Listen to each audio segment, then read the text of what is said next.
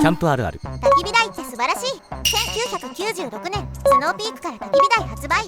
あの頃の俺。やっぱりコールマンの2バーナー買おうか迷ってんだけどさ。スノーピークから焚き火台が出た俺はいらんけどね。当時焚き火は直火で楽しむのが当たり前の時代だった。第2次キャンプブーム到来。スノーピークの焚き火台ってすっごいよく燃えるよね。ほんとなんでもっと早くこれ買わんかったんだろうね。気づくの遅すぎたわ。いやマジすごいよ。本気で感動したぜ。現在これもこれもこれもあれもそれも。いやもう焚き火台はねもういらんよ。